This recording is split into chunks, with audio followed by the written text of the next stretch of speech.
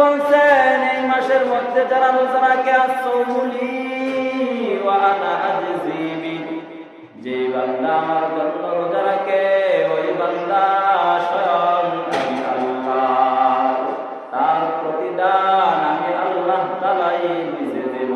বলেন না সুবহানাল্লাহ।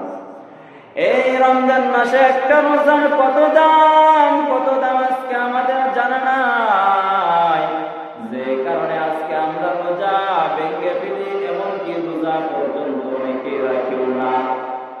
ও মুসলমান আল্লাহর গোলাম, কত সাল্লাম নবী বলতেছেন একটা রোজার কত দাম শোনো। মান সামা রমাদানা ঈমানাও ওয়া ইহতিসাবান গুফিরা লাহু মা তাকদ্দামা মিন যানবি। আল্লাহর নবী বলেন যে বান্দা রমজান মাসে রোজা রাখলো আর ঈমান এবং ইহতিসাব দৃঢ় বিশ্বাস নিয়ে সে রমজান মাসে রোজা রাখলো, ওই বান্দা রোজা রাখতে দেরি হয়, আমার আল্লাহ তাআলা তার পিছনের সমস্ত গুনাহ মাফ করতে দেরি করেন না। বলেন না সুবহানাল্লাহ। ও মুসলমান, একটা রোজার কত দাম জানো?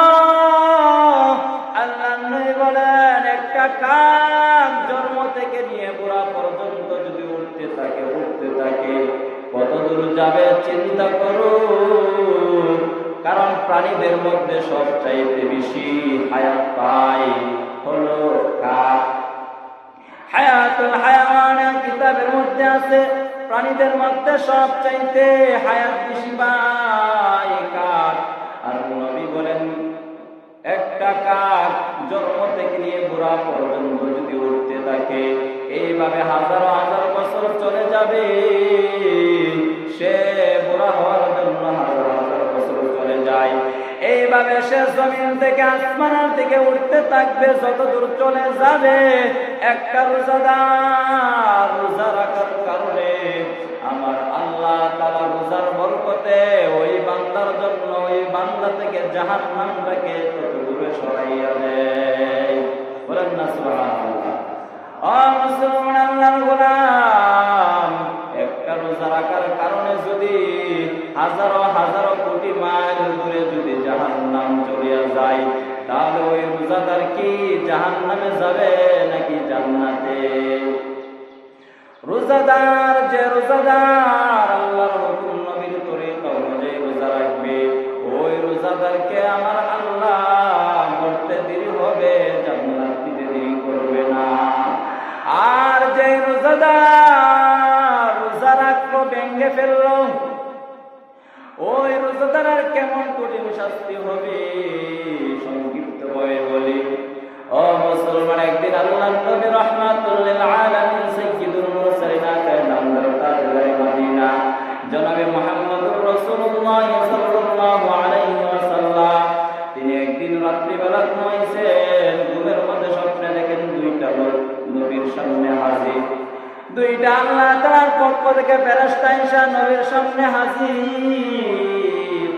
নবীকে নিয়ে বললেন চলেন আমরা একটু সামনে যাই। নবী আবার ওই দুই ফেরেশতাকে নিয়ে সামনে আগায়। ফেরেশতারা বলে ও আল্লাহর নবী, ওই যে একটা পাহাড়, চলেন ওই পাহাড়ের টিলায় আমরা উঠি। ওই ফেরেশতাদের কথা শুনি আল্লাহর নবী ওই পাহাড়ের টিলায় যখন উঠলেন, তখন দেখতেছে চিৎকার চেঁচামেচির আওয়াজ, চিৎকারের আওয়াজ, কান্নার আওয়াজ। নবী ডাক দিল ফেরেশতার দল, কি ব্যাপার এখানে আসতে দেরি হলো? কান্নার আওয়াজ শুনতে দেরি হলো না? কারারা কেন কান্না করতেছে? কেনই বা কাঁদে? এরকম চিৎকারের আওয়াজ, বড় কষ্টের আওয়াজ। ফেরেশতারা বলে ও নবী, আপনি কি তাদেরকে দেখতে চান নাকি কারা কান্না করতেছে?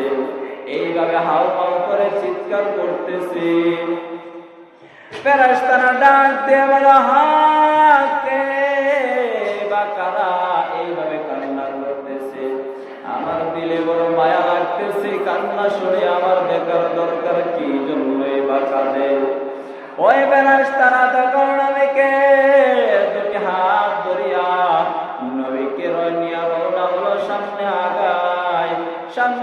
পরে দেখতেছে ওই সমস্ত লোকগুলাকে ফেরেশতারা দুটি পায়ের মধ্যে জিঞ্জির দিয়া বাইদা উপরে লটকাইয়া রাখছে,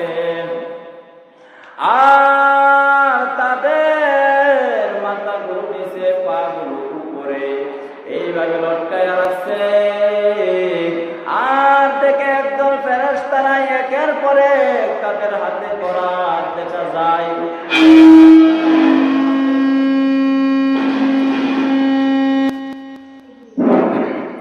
ও মুসলমান আল্লাহর গোলাম, এইবার আল্লাহর নবী দেখতেছেন তাকাইয়া ওই ব্যক্তিদেরকে ফেরেশতারা তাদের হাতে করাত নিয়া এইবার তাদের দুপাশে দুটি গাল করাত তারা চিরতেছে আর রক্তগুলো বেয়ে বেয়ে পড়তেছে, আর তারা চিৎকার করতেছে, হাও করে কান্না করে তাদের কান্না কে শুনে। এইভাবে একবার কাটে আবার গালগুলোকে পরিপূর্ণ করে দেওয়া হয়, আবার ওই গালগুলোকে বারবার করার দ্বারা বারবার কাটতেছে।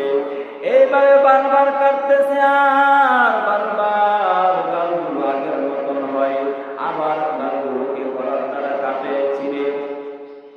এইভাবে ওই সমস্ত ব্যক্তিদেরকে শাস্তি দেওয়া হচ্ছে। আল্লাহর নবী ডাক দিয়ে বলো, ফেরেশতারা তোমরা শুনো, এরা কারা গো? এইভাবে তাদেরকে দুটি পা উপরের দিকে বাইদা মাথাটা নিচের দিকে দিয়া আবার তাদেরকে করার দ্বারা বারবার কাটা হচ্ছে। তাদেরকে এইভাবে কেন কষ্ট দেওয়া হচ্ছে, কারণটা কি গো?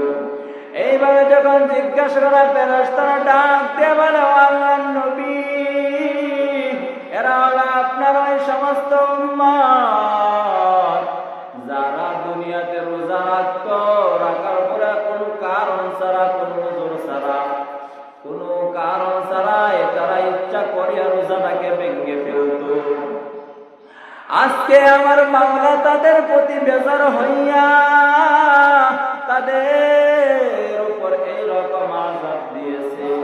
তাদেরকে কিয়ামত পর্যন্ত এইভাবে করার দ্বারা তাদের গালগুলো কেটে ফেলা হবে, আর তাদেরকে এইভাবে আযাবের পরে দেওয়া হবে।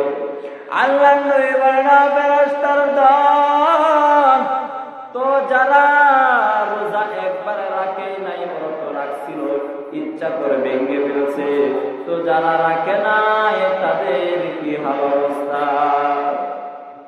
ফেরেশতারা বলে, আল্লাহর নবী, যারা রাখছে রোজা রাখার পরে ইচ্ছা করে ভেঙে ফেললো, তাদের যদি এমন শাস্তি হয়, যারা রোজা রাখেই না একবারে তাদের আযাব আরো কত হাজার কঠিন হবে। এজন্য আল্লাহর নবী বড় উম্মতের প্রতি দয়া নিয়া মায়া নিয়া বলে গেছে, ও উম্মতের দল, রমজান মাস পায়া ওই রমজান মাসটাকে তোমরা বড় দৌলত মনে করিয়া তোমরা সময়টাকে কাজে লাগাইও, আর সময়টাকে নষ্ট করিও না। বেশি বেশি কোরআন তেলাওয়াত করো, বেশি বেশি জিকির আজকার করো, কারণ এই রোজার এত দাম। যে বান্দা রোজা রাখে তার পিছনের গুনাহ মাফ করে দেয়, আর যেই বান্দা রোজা না রাখে তাকে জাহান্নামের মধ্যে কঠিন আযাবের সম্মুখীন করা হয়। ও মুসলমান আল্লাহর গোলাম, এজন্য এখনো পর্যন্ত যারা রোজা রাখি নাই, আজকে থেকে নিয়ত করে ফেলেন, তওবা করেন, আর কোনদিন ইচ্ছাকৃতভাবে রোজা ভাঙবেন না। ও মুসলমান আল্লাহর গোলাম, অথচ এই রোজা কেমন দামি আল্লাহর নবী বলতেছেন, আসসালামু ওয়া আলা আজিবি। আল্লাহ তাআলা বলেন, ও দুনিয়ার মানুষ, যে বান্দা আমার জন্য রোজা রাখলো সে যেন আমার হয়ে গেল। বলেন না সুবহানাল্লাহ। যে বান্দা আল্লাহর জন্য রোজা রাখবে, আল্লাহ বলে বান্দা তুই আমার। আরে স্বামী স্ত্রী একজনকে আরেকজন এত পরিমাণ ভালোবাসে, এক পর্যায়ে ভালোবাসার পরে বলে তুমি আমার। এবার পাল্টা স্ত্রীও বলে তুমিও আমার। এই ভালোবাসার মধ্যে কোনো পর্দা নাই।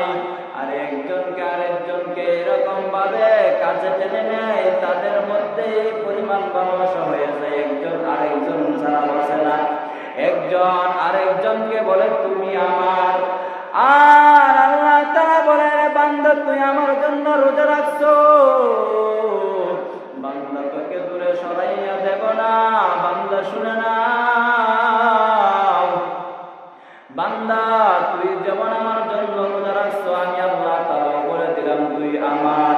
আর আল্লাহ যাকে আমার বলবে তার মৃত্যুর সময় কোনো চিন্তা নাই, কবরে কোনো চিন্তা নাই, তার হাসরে কোনো চিন্তা নাই, তার ফুলসিরাতে কোনো চিন্তা নাই। সে মরতে দেরি হবে, আল্লাহর তৈরি জান্নাতে ঢুকতে দেরি হবে না। বলেন না সুবহানাল্লাহ। ও মুসলমান, আল্লাহ তো আল্লাহ তাআলা যে বান্দাকে বলবে